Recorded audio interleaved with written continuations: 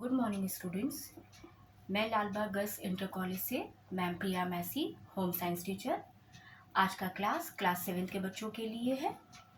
Chapter 3, chapter का नाम है पोषक तत्व और पोषण। पार्ट 1 में आज हम कहानी के माध्यम से बच्चों जानेंगे।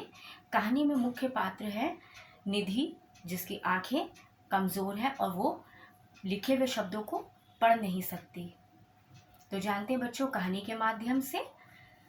कक्षा में निधि श्यामपट्ट पर लिखे वाक्यों को ठीक ढंग से कॉपी पर नहीं उतार पाती थी।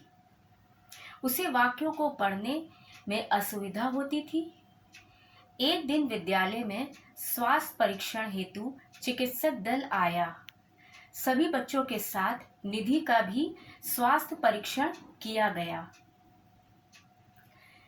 चिकित्सक ने बताया कि निधि की आंखों की रोशनी कम हो रही है क्योंकि उसके शरीर में विटामिन ए की कमी हो गई है। निधि के माता पिता से बातचीत करने पर पता चला कि निधि ठीक ढंग से भोजन नहीं करती। वह विद्यालय आने से पूर्व दूध भी नहीं पीती और ना ही नाश्ता लेती है। तब अध्यापक ने उसके माता पिता को बताया कि डॉक्टर ने निधि को ऐसे भोज्य पदार्थों को दिए जाने को कहा है जिसमें विटामिन ए पर्याप्त मात्रा में मिलता है और उसकी यह समस्या दूर भी हो सकती है, जैसे गाजर, पपीता, गोभी तथा टमाटर आदि। इन पदार्थों का सेवन करने से निधि की समस्या दूर हो सकती है।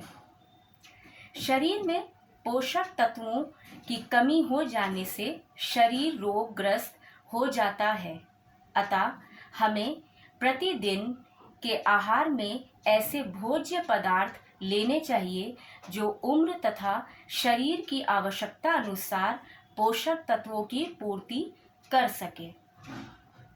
एक दिन निधि ने घर आकर अपनी दीदी से पूछा कि दीदी, ये पोषक तत्व क्या होते हैं? दीदी ने उसकी बताया, हम जो भोजन करते हैं उसमें कई प्रकार के पोषक तत्व पाए जाते हैं जो हमारे शरीर को स्वस्थ तथा निरोग रखते हैं, जो कि पोषक तत्व कहलाते हैं। भोजन में कार्बोहाइड्रेट, प्रोटीन, वसा, विटामिन, खनिज लवण व जल आदि पोषक तत्वों का होना आवश्यक है।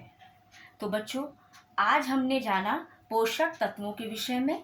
पार्ट 2 में मैं आपको बताऊंगी विभिन्न प्रकार के विटामिन तत्वों के विषय में। Thank you class.